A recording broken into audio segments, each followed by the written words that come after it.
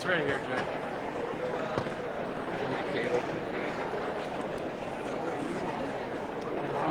So on the TVs out there, it's spinning. Is that supposed to be like it's loading? Is that supposed to be like that? You go take care of that. I'll take care of this. Okay, all of them are doing it. So there's something with the feed probably. Just so you know, we do have a bunch of people watching on the side. So thank you guys. Yeah.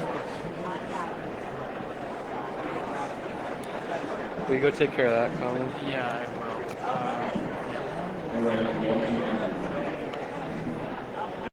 Where I stand, the audio sounds pretty good. Can you hear me in the back in the entry area? No? One of those great things about a new microphone is learning the microphone discipline and how close you have to have it to your face. So welcome everyone. Thank you for being here to hear about the status of the flat fire. My name is Derek Gasparini. I'm an information officer with Oregon Department of Forestry's Complex Incident Management Team 3. Our team is in unified command with the Oregon State Fire Marshal Red Team. And thank you for your interest. We certainly know that there's some anxiety and concern about this fire being so close to Sister, so we're glad to be here to give you some information. So thank you for joining here in person. We've got a large crowd, we've got some overflow area outside, so hopefully everyone can hear and understand what we're presenting. Welcome to those that are joining us virtually. So virtually online, you'll see and hear some of the same information. We're going to present information from several organizations, and then we've got breakout kind of areas set up outside the commons. We won't necessarily be addressing questions here in a large group, but we want to make sure that we split up and meet you outside so that we can get your individual questions addressed. For those joining virtually, please hold off on commenting on the Facebook stream until you hear the presentations. You might hear exactly the information that you're looking for, but we do want to make sure that you get your specific questions answered as well. So at some point we will drop the flat fire information email address in the chat so that you can send questions directly there. It might take us a little time to follow up on all of those, but we certainly will do our best to do so. So you'll hear basically we're gonna run through this like we do a typical briefing for fire personnel, but we want to get some specific information about how we got here, what the plan is for this point going forward. So you'll hear some background on the initial response and what happened before our incident management teams arrived.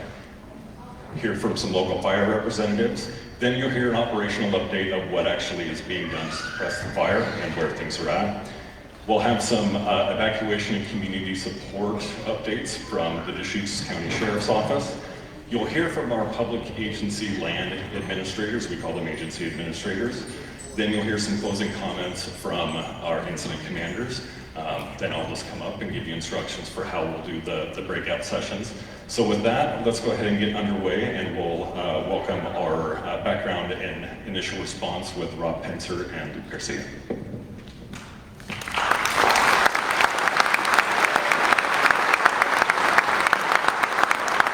Good evening. My name is Rob Pencer, and I serve as the District Forester for the Central Oregon District, Oregon Department of Forestry. Out of Prineville. I'm local. Good evening, everybody. Luke Garcia, Acting Fire Management Officer for the Cascade Division of Central Oregon Fire Management Service. I know that's a lot of words. What that means is I supervise the federal firefighting resources out of here, Sisters, Oregon. We cover U.S. Forest Service and BLM lands.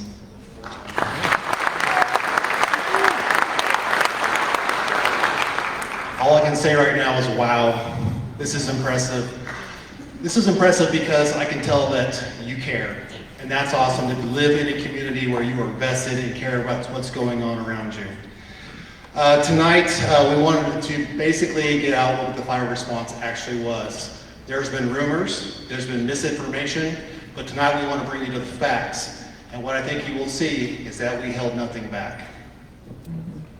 Thank you, Rob. Perfect setup. So, like Rob said, we want to, dispel any misinformation that's out there, if there is any. and give you the factual information. What you see up on the screen there, and what I have in my hand is actually from the dispatch notes.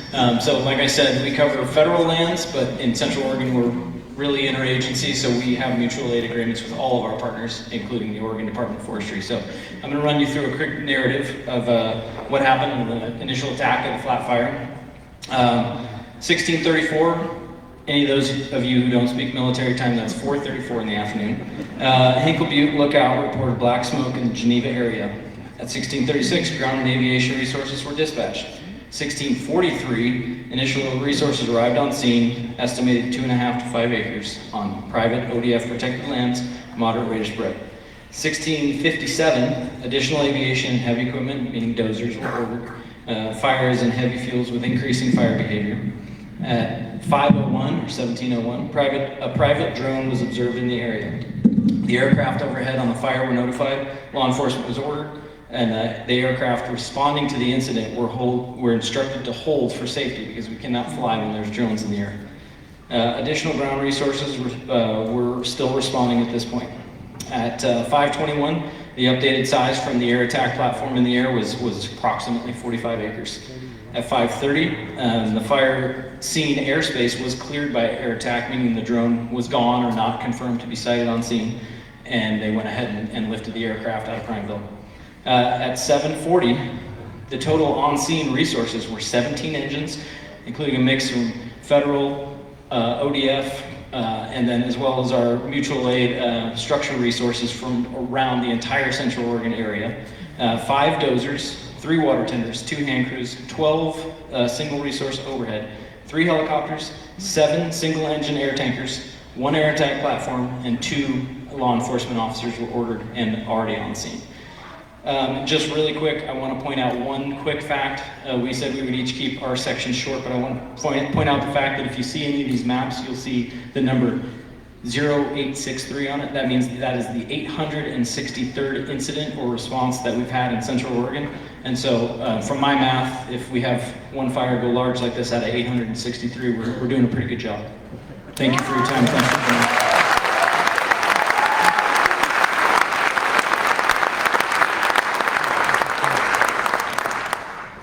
I just want to make sure it's clear too that when Hinkle Butte called in that smoke, the origin was found on private land and the cause is still under investigation. I also want to just go back to what Luke was talking about in this response. When we have, what we call it here locally is we call it the Central Oregon Way. And that means basically that we don't care where the fire's at. We don't care what color of land it's on, whether it's private, federal, we don't care. We send the closest forces, engines, was basically our closest people to the fire. We get them there as quickly as we possibly can. We don't care if you drive a yellow truck, a white truck, red truck, or green. It does not matter. When we have a fire in the landscape, it's all of our problem. We all come together to fix it.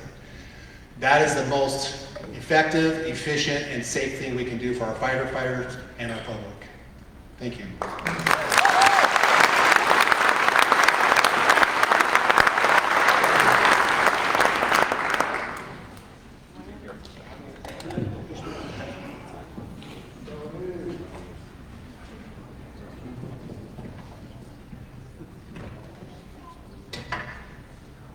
Sorry, those guys have young eyes and they can see. Now, 2 mics, he said, so all I need is a harmonica or a guitar or something. Good to go. I'm Tony Pryor, I'm the fire chief here at Sisters Camp Sherman.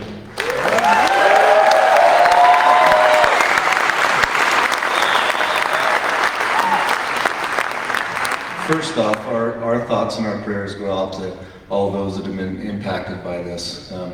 We know we share in your roller coaster of emotions that everybody's went through, as some of our own personnel have went through it themselves while they're continuing to respond to this emergency. And on behalf of the 4 fire districts, Sisters, Cloverdale, Crooked River Ranch, and Lake Chinook Fire and Rescue, we thank our staff and the quick response and the continued response from all the men and women that are out on this and our community and try to help us battle this fire. It's after moving here a year ago, I realized how special this place is with the collaboration, and I know you're going to hear that, and you just heard it from the two men that were up here. It's a Central Oregon way, and it was nice to see that once I came here, everything is seamless.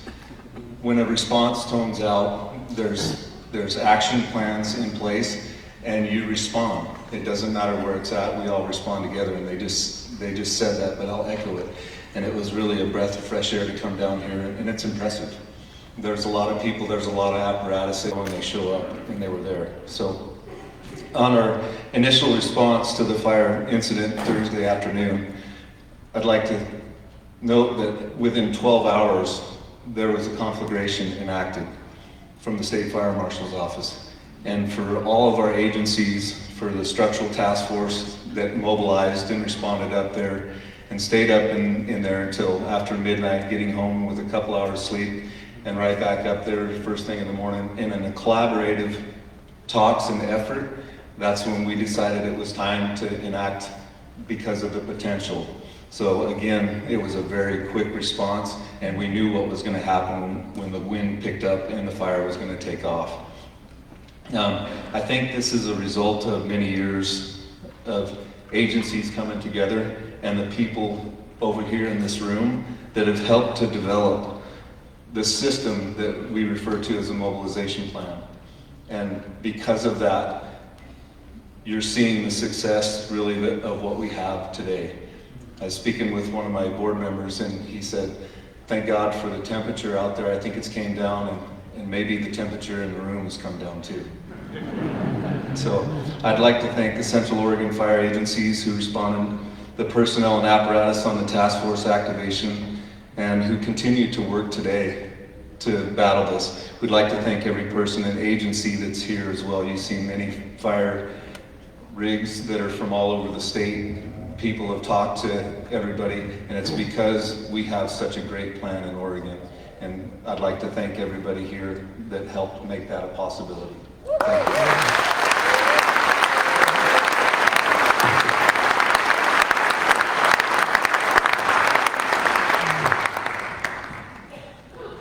Hey, good evening. My name is Matt Hona. I'm one of the operations section chiefs with Oregon Department of Forestry, IMT 3. I'm here to give you a little bit of an operational update. There was a clicker here, but we'll just point to the map as best I can. I may not be local. I work out of Northeast Oregon, but I did work here in Sisters a few years ago when I had less gray hair than I do now. So I have actually fought fire out in this area. It is a very difficult place to manage fire, and so we understand that coming in as an incident management team. We do have this fire line. We do have a line all the way around it today.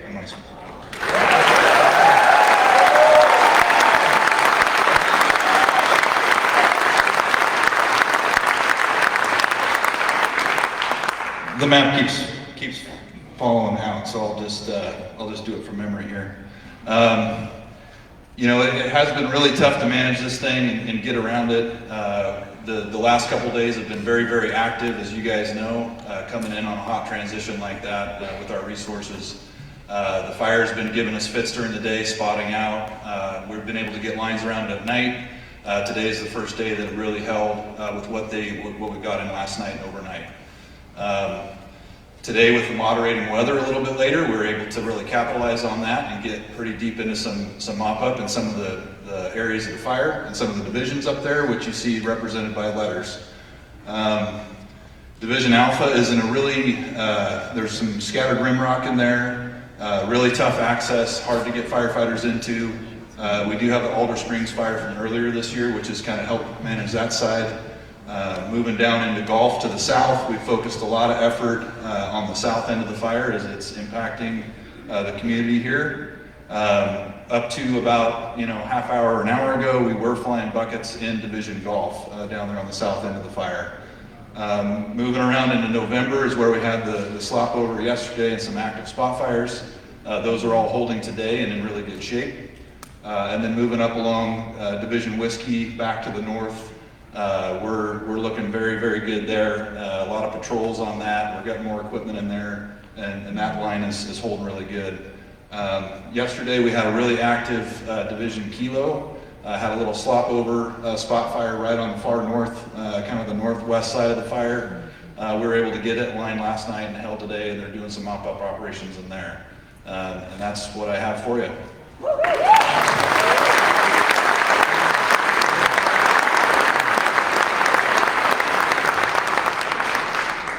Thank you, Matt. Steve Chapman, Oregon State Fire Marshal's Red Team. I come here from, I'm able to be on part of the team, the State Fire Marshal's team. I come from Hillsboro, Oregon. And today I'm going to give you a little bit about the structure update and the configuration that was enacted with our task forces that had come in. First I want to talk about a little bit of our mission. Our mission is to protect structures and do that. Protect people and structures, right? People are first, structures are next, and the firefighters' lives are included in that. So everything we do is within safety. And when I make comments of we, us, them, I'm talking about not just OSFM resources, I'm talking about the local resources that put their lives on the line the first night, the second night, the third night, and are continuing out there right now to do that. And have been a huge asset to us. I also talk about the RFPA, the federal agencies, the state agencies, all those agencies. So when I say them, us, we, them, that's us. That's everybody that I just talked about. That's what, we're one team, we have one mission, and our goal is to protect your houses, protect you guys, and get you out as safely as we can, and then go in and fight the fire. So with that,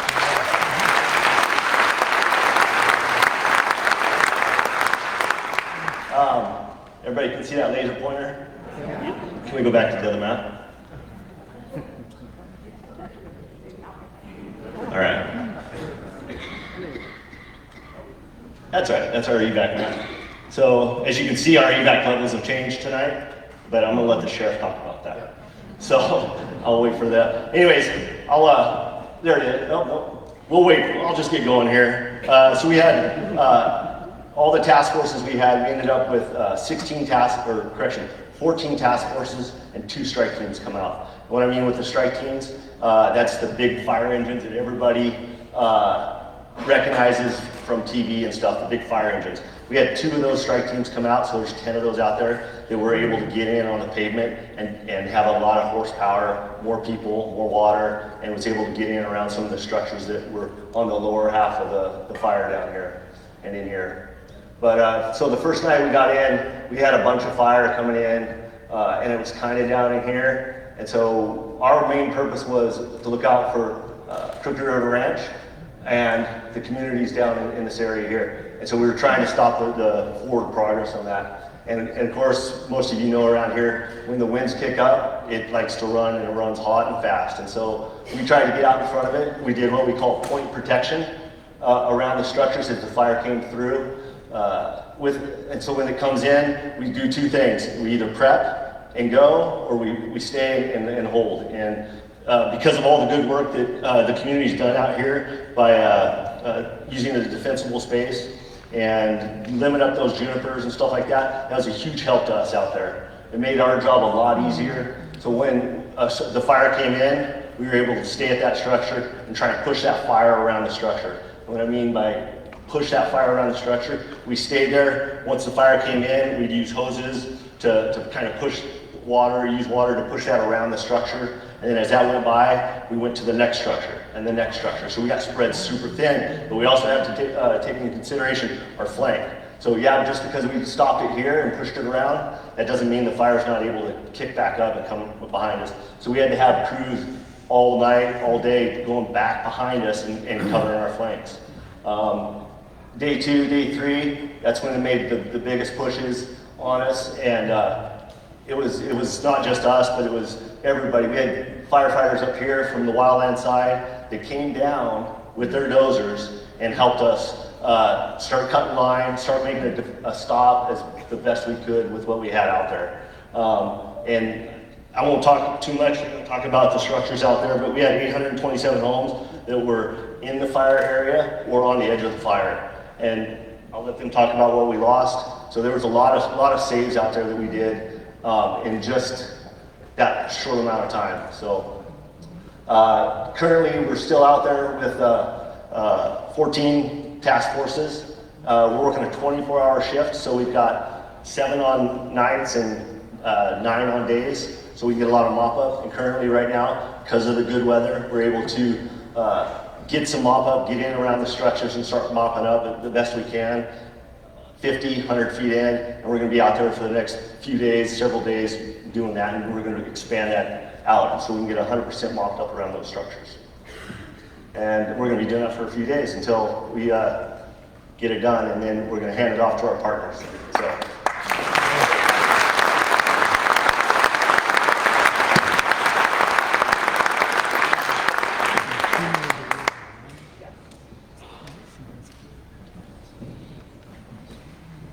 Good evening, how are you? Better? Way better. That rain made me feel better. So I'm Ty Rupert, and I'm your new Deschutes County Sheriff.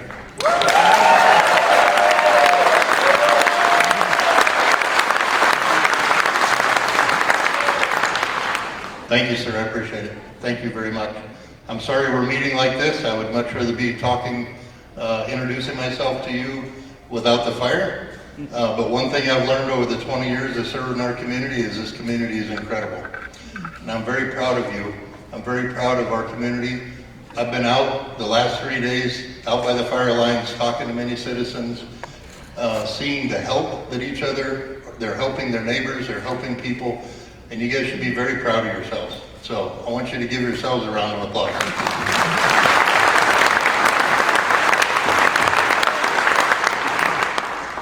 I'm not a fireman. They're very good at their job. I want to reach out to, and there's way too many to thank, so I just want to thank a global thank you to all of the firefighters, all of the administration. It doesn't matter what you're doing if you're here to help save our community. I want to do a big shout out and thank them. They're professionals and they're very good at what they do.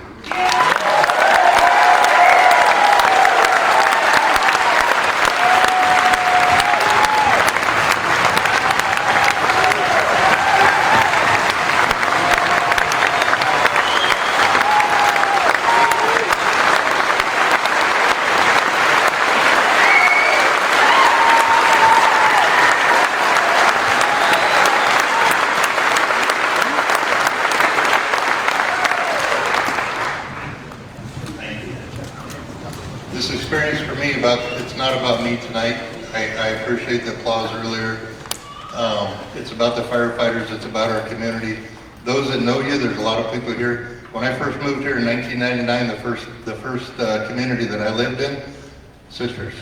So at my heart, I have a place in Sisters, I always will. I've lived in all parts of the county, but Sisters is the first place. I want to also give a shout out. We had kind of besides being a new sheriff, this is going on my 4th week. It's a tough crowd. 4th weekend, I'm already dealing with a fire that threatened our community. So that's okay, I got big shoulders. There's a couple of gentlemen over here that I want to introduce. We had a baton handoff last Friday. So those of you that know Lieutenant Nathan Garrity, he's been our emergency manager since 2013 and he's done an incredible job. Nathan has moved over into a different position within the Sheriff's Office to fulfill the vacancy that I left. And we hired a new emergency manager. His first day was on Friday.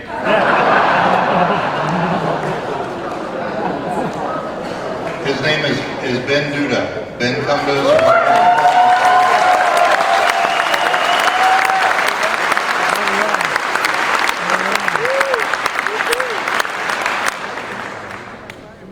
So I want to shout out to our emergency management team. As a sheriff, I'm very proud of our emergency management team with the Deschutes County Sheriff's Office. Nathan put a program together that is recognized around the state. Ben is coming in, and that baton was passed out Friday, and I could not be more proud of the two of them and the girls behind the scenes, Rochelle and Ashley, that worked on this also. We're very fortunate to have people like this. They train and train and train for things like this, and they did an incredible job, and I'm very proud of them. I'm not going to get into the technical aspects. Go ahead.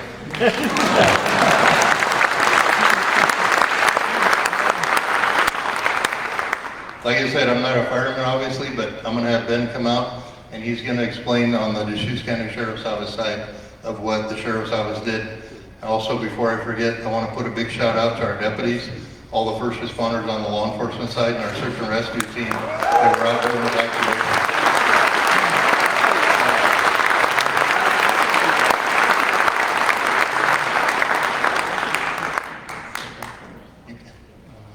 Ben Duda.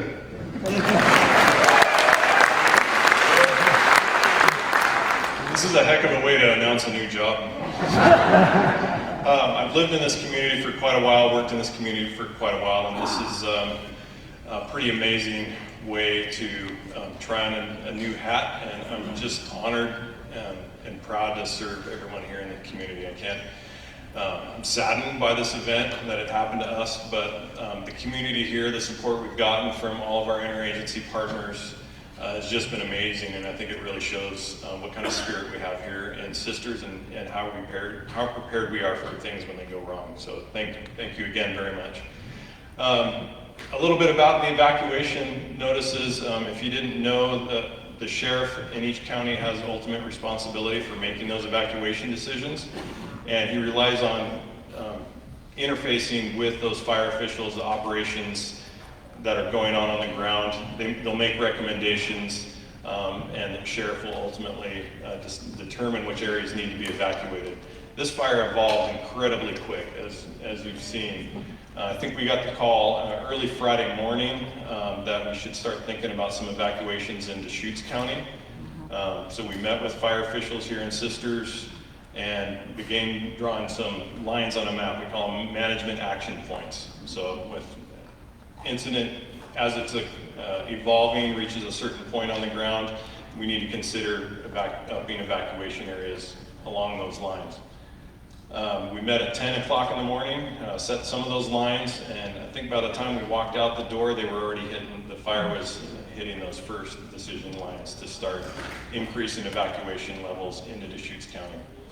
And if anyone has not signed up for DeschutesAlerts.org, you should absolutely be doing that. I think there was a huge success in that program, and I think the speed of this incident really brought home to me the importance of being signed up for those alerts, because they came fast and they came very often. It's probably, I think it was almost hourly from noon on that there were updates to those evacuation areas.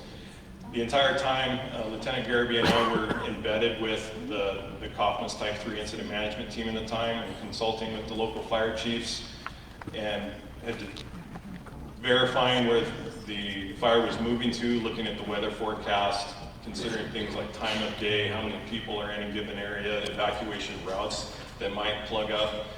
All those things go into our consideration for making those evacuation determinations. And led to that map you saw earlier today, and of course conditions change. We do have daily set meetings where we're making some of those, it's just a point at which we pause and consider those evacuation zones, but we are constantly, our job is to make sure that those evacuation zones are valid with the current fire behavior we're experiencing right now. Those evaluations are occurring constantly, all day long. And that's kind of what occurred this afternoon. The weather forecast turned in our favor, actually. I love it when the forecasters are wrong. And so we were able to be nimble and took advantage of a change in the weather there, an improving forecast, and we're going to continue to make some evaluations, but we're able to shrink some areas down. And try to get people back in their homes. That's really what we want to do. We want to get firefighters back home, get rested. We want to get our citizens back home and well rested and check on their things. There's still a lot of work to do, particularly now in those level 3 areas. Many of those homes have had fire up and around them, and we want to make sure that it's safe for folks to go home. Today was really the first day that structure fire crews, wildland crews were able to get in around the homes, begin that mop up of the deep duft, the lingering heat. There's still juniper trees that like to burn real hot in the middle. There's still some of those out there in our neighborhoods that need to be addressed before we get folks back in those areas. Those trees here and there was not the focus for the crews moving through those neighborhoods. It was house to house. some of the most active fire that I've seen in my time here. And in the heat of it, there was really three or four different heads at a time coming south.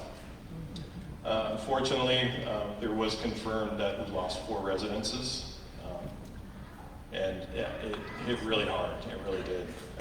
I'd like to see those numbers. I've seen your local fire chiefs in tears thinking about the impacts that this fire made on our community. And they're going to recover. We're going to support them. Deschutes County has resources that we've reached out to those folks with. They've all been notified. Our evacuees have got support from Red Cross. The pet evacuation team is amazing. We've had several other stables in different areas that have offered a refuge for large animals and pets and things. It's been an outpouring of support that I'm really proud of, and to say that I'm here in Deschutes County and Sisters Country. There's been several other outbuildings that were also lost. The count is currently 6, and as we move about really diving into and mopping up these areas, we may identify a few more. And those additional outbuildings are smaller things like sheds and chicken coops and pump houses and things like that. Not always caught in the initial assessments. So I would not be surprised that you might get a few numbers that trickle up, but those are where we're at right now. And look for reductions in the future, like I said, but I think it's going to be a little while before we get folks back into those evac level 3 areas. I think that's my time before I start babbling.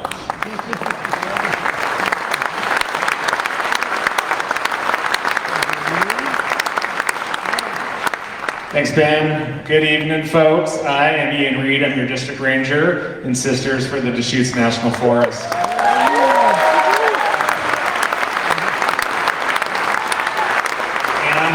I'm one of the agency administrators involved with hosting these incident management teams. You'll hear from 2 of our other agency administrators here shortly, but I wanted to mention some of the other agencies who aren't here, and that's the Crooked River National Grassland, Prineville Bureau of Land Management, and Confederated Tribes of Warm Springs. And so we're all in this together, along with the other 2 agency administrators who you'll hear from. I don't know if we're all clapped out, but this would be a good time if you want to clap again to show that support for all this good news we've heard so far tonight.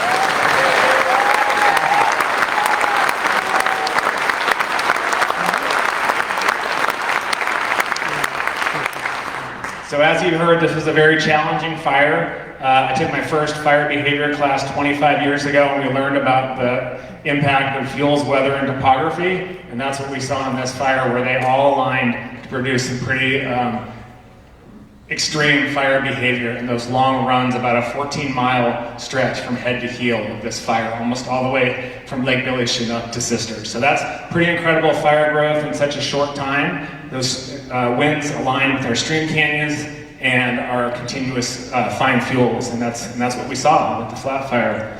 So I have a mix of emotions when I stand up here tonight looking out at this crowd, and I'm not gonna lie, fatigue's one of those, but the 2 that stand out the most are empathy and pride, and you've heard that from some of our other speakers tonight. So I have a lot of empathy for the stress that this community has endured, empathy for the loss of the homes and the property, and really the sense of place that many of us are used to. That's gonna look different when you go back. I also have some empathy for the emotional burdens that are created with either the act of evacuation or just the anticipation of not knowing whether you're gonna have to evacuate or not.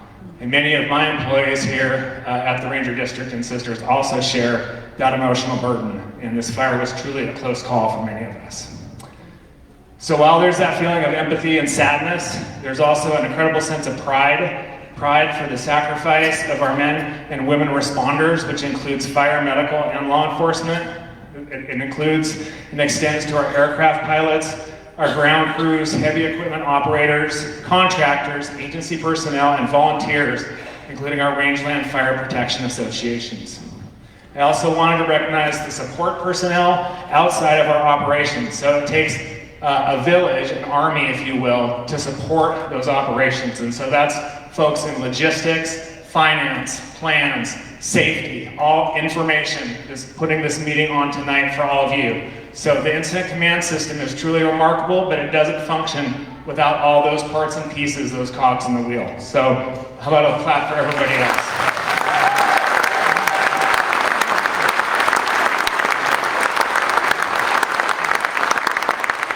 So I'm also feeling a lot of pride just for those heroic actions that happened in the actual firefight. And I think you could probably build an anthology with some of the stories that Banduda was talking about, and Chief Pryor mentioned as well. A lot of them with our local fire districts, our local wildland agencies, but also the folks that came in quickly from out of the area.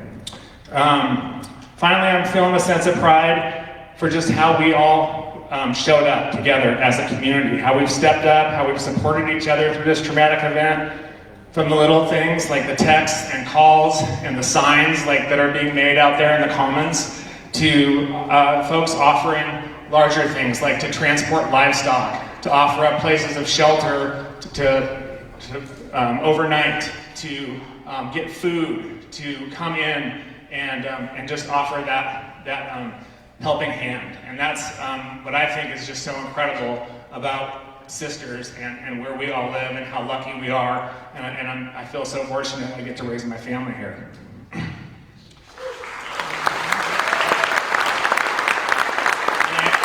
There was a group of community leaders that met today. I think the 50 folks showed up and produced copious amounts of notes with really that next step on community recovery and how best to support this community as those recovery actions happen. So that's pretty incredible. In closing, I'd just like to leave you that it's a true honor and a privilege to serve all of you. I'll speak for all the folks up here. I don't think anybody's in it for the money, the fame, or the notoriety, but we're here because we want to serve and we want to help. So it's our honor and our privilege. Thank you very much.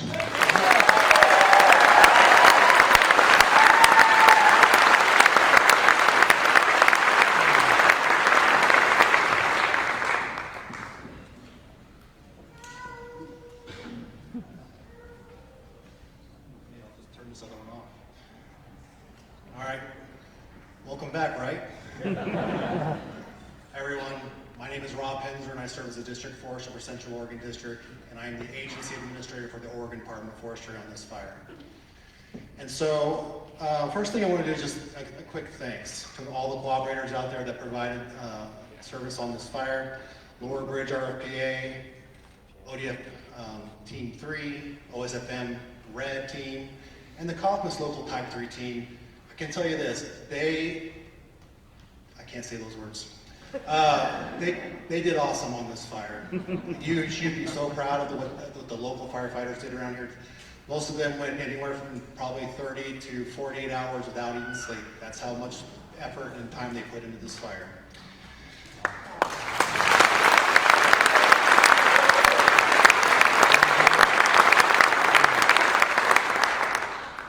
I also want to do something a little bit different tonight. Normally I would come up here and tell you all about mission and values of Oregon Department of Forestry and how we do direct aggressive initial attack and we minimize acres and we maintain healthy relationships. But tonight I want to do something a little bit different. Recently, this last year, back in July, our legislature passed House Bill 3940. And for those of you that don't know what 3940 is, but 3940, one of the aspects of that bill basically puts money in so that we can actually do fuels reduction and actually start doing some things like prescribed fire and all those kind of things across the landscape in Oregon. For once, we are finally starting to get proactive.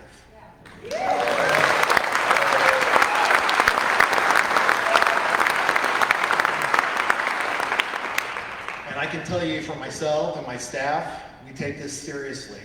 We're going to go after every dollar that we can because we are sick and tired of going to Geneva for fires.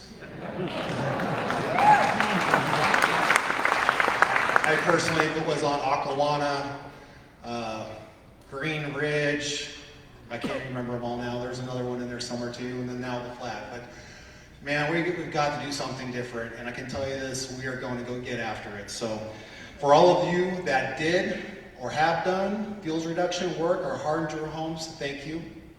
Thank you so much. It makes our jobs lives better, makes it more efficient, and more importantly, keeps us safe. Thank you all for coming tonight. It's a privilege to serve all of you.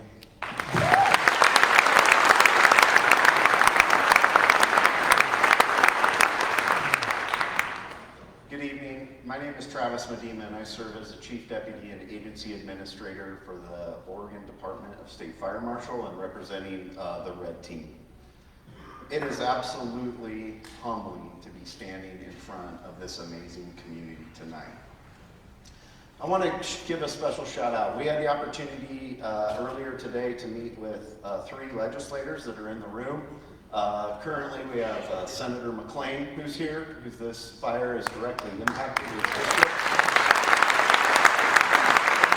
Senator Rodman, sitting right next to him. And Representative Luke. We all are so very fortunate to have their leadership. Rob talked about an important piece of legislation that was passed, and I just want to say thank you to these 3 legislators. They were very key in helping move the needle proactively forward. Let's give them a round.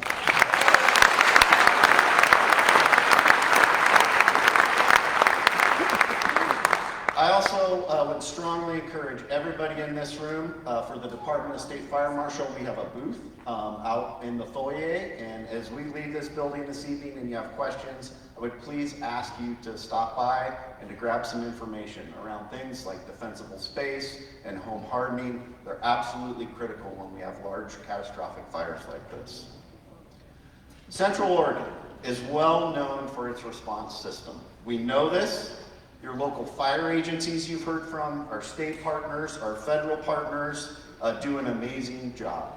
As a community, I hope that I am a Central Oregon, recognize the work that our local partners do. It is phenomenal, it's amazing, it's unique, and it's one of a kind.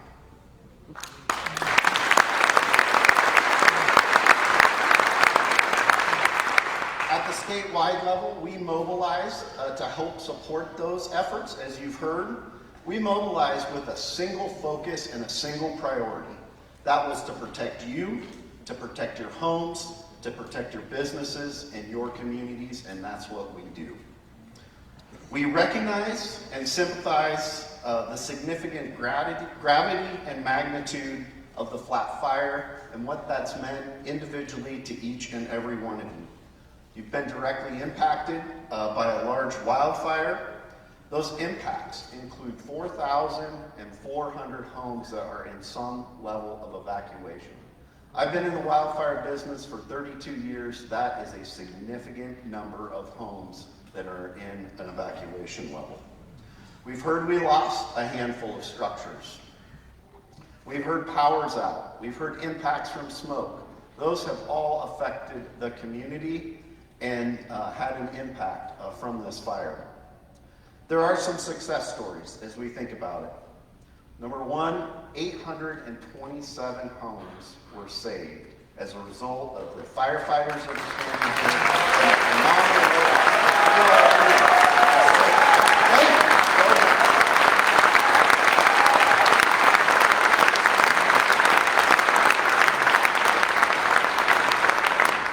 You've heard a couple things tonight, and they're important things.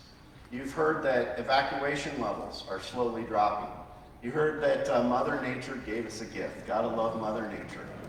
Brought in a little bit of rain, cooled the temps, relative humidity came up.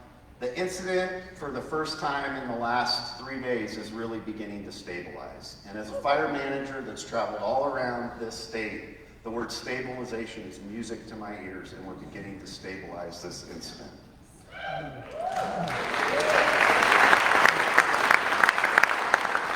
That said, we remain committed, steadfast and strong, committed to stay here, to support your community. The State Fire Marshal's Office, Chief Rose Temple, who leads us, is in the room tonight, and her commitment and my commitment to this community is we will stay here and we will be here as long as we need to protect your homes.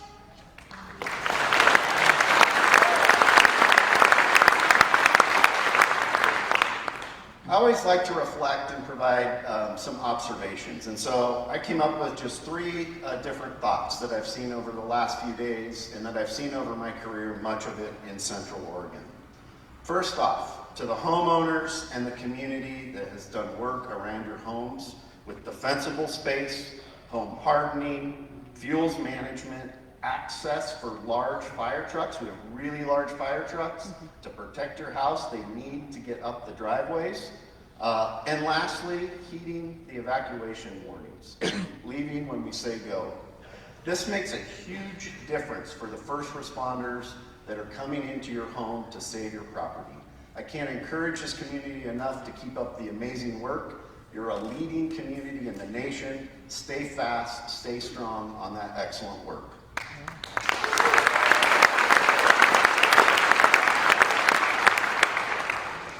Resiliency and community support makes me proud to be a Central Oregonian. I've been around the communities and what we bring collectively as Central Oregonians to take care of each other, to help each other, especially when there's time of need, help support our firefighters. I can't thank you enough for the thoughts, the prayers, and all your support over this last couple days. And we know that we're a resilient and strong community that will last way longer than all of the firefighters that will be here. We continue to look forward to work with you and to make us a more resilient community.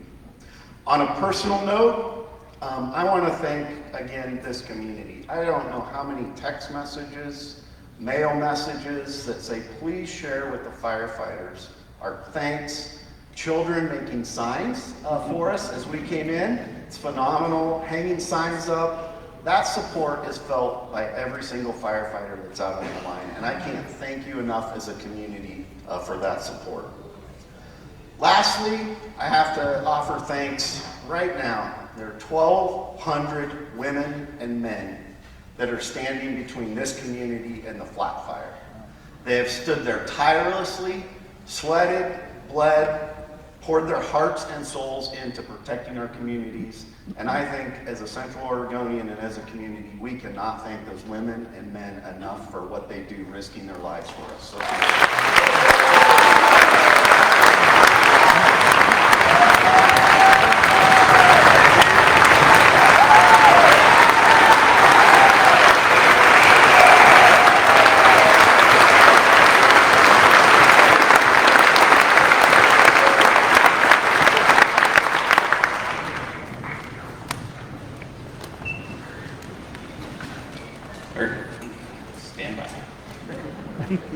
All right, good evening, folks. My name is Tyler McCarty. I serve as the Unified Incident Commander for the Oregon Department of Forestry's Incident Management Team 3. I'm going to start off by saying I've been doing this for 25 years, not quite as long as Travis.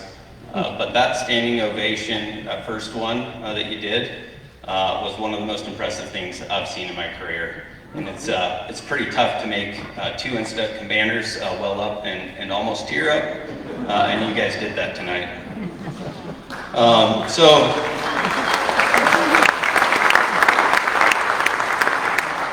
Unified Incident Command, what does that mean? It means you have 2 incident management teams that are fighting this fire together. My team, we focus on perimeter control and putting the fire out. Ian's team focuses on protecting the structures. However, when we're in situations like we were on this fire, we work together and we move resources back and forth to make sure we're protecting your communities.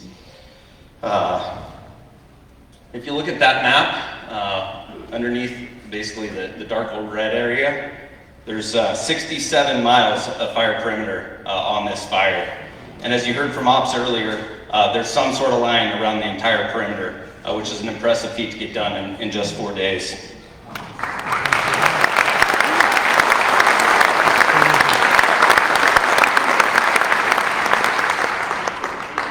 There was a lot of good work that got done prior to our arrival. My team's been here for about 2.5 days, and a lot of the credit goes to all of the local folks that put in all that work prior to us getting here. That's how we were able to get a line around it so quickly. So I'm going to read out a few more stats for you. In the last 4 days, between the local efforts and this team's efforts and Ian's team's efforts, We've delivered 82 loads of retardant for a total of 425 gallons delivered to the fire. We've delivered roughly 750,000 gallons of water via helicopter. Currently, and this is just on the wildland side, we have 39 20-person hand crews, 28 engines, 25 water tenders, 22 bulldozers, and 18 skidgens, totaling just on the wildland side, 1,109 personnel out there fighting to get this fire out as quickly as they can. They're working their tails off out there for you folks.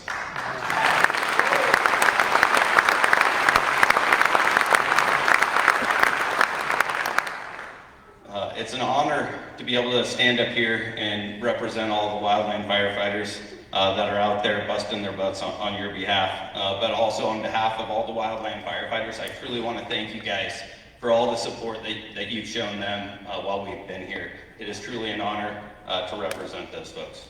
Thank you.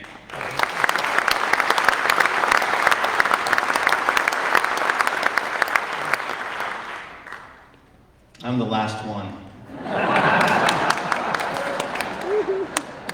They applauded for the last one. Good evening, everybody. My name is Ian Yoakum, and I proudly represent the State Fire Marshal's Office and the structural resources and firefighters that come from across all 36 counties across this state. You should be proud to live in a great state like Oregon.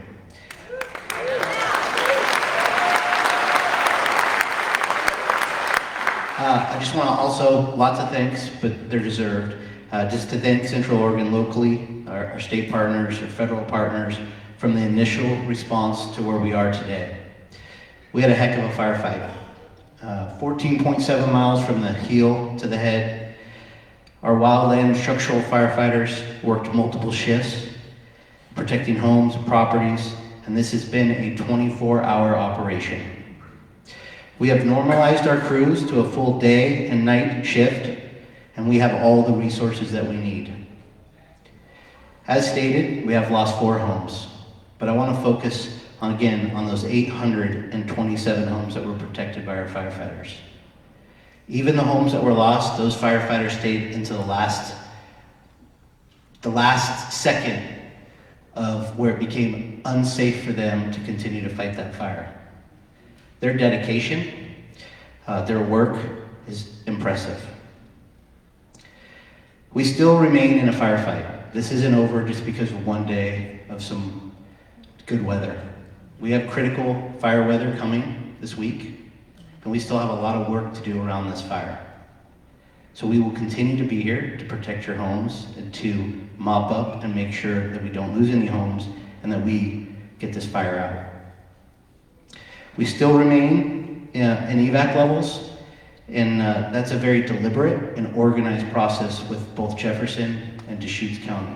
We meet multiple times throughout the day with our ops staff, our sheriff's office, and we don't take that lightly when we put you into an evacuation. The red team was here during Alder Springs in June, and Jefferson County was impacted. Crooked River's been impacted multiple times this summer, and that's not lost on us. As stated, the State Fire Marshal's Office, the Oregon Mutual Aid System, we come from across 36 counties in this great state. And I'm going to take a moment just to read off those counties that came to serve Deschutes and Jefferson County, because I think those counties deserve that. Task Force 42 from Lane County. Task Force 43 from Marion County. Task Force 44 from Washington County. Task Force 45 from Yamhill County. Task Force 46 from Polk County. Task Force 48 from Clatsop County. 49, Lincoln County. 50, Multnomah County. 51, Lynn County. 52, Rogue Valley. 53, Marion County. 54, Klamath County. 55, Lane County. Task Force 56, Central Oregon. Our strike teams, they came from Central Oregon and Marion County. That's a total of 266 structural firefighters, both volunteer and career, that come together to protect your homes.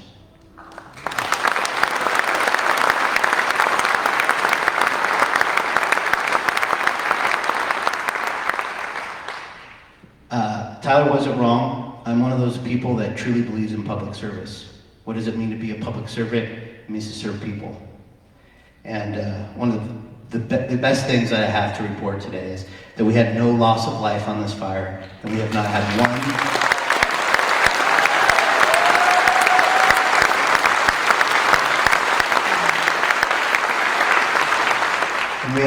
one firefighter injury.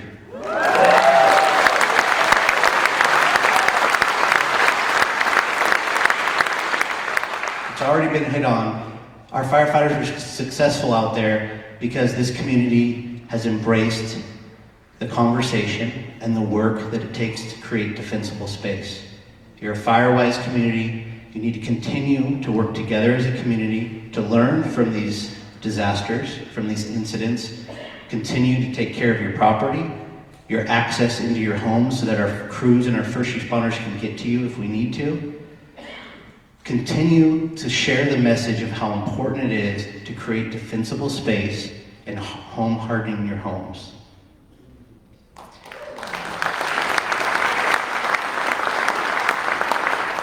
Clearly, this is a special community. Continue to be good neighbors, and that's my cue.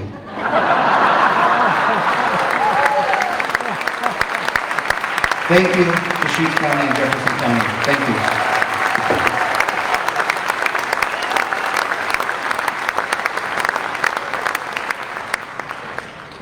Well, Incident Commander Yoakum is last, but certainly not least. I'm least. So thank you for joining us tonight. With such a large crowd, we certainly can't address individual questions in such a large group. If you've seen these folks here, they will be out at stations outside in the commons area to address specific questions about neighborhoods, communities, or any other questions you might have. So we'll be here for a while to be able to address those questions. For those joining virtually and for any of you here, we've recorded this community meeting and it will be made available on the Incidents Facebook page. So if there's a piece that you missed or a piece that you want to rewatch, it will be out there. Thank you so much for allowing us to be here.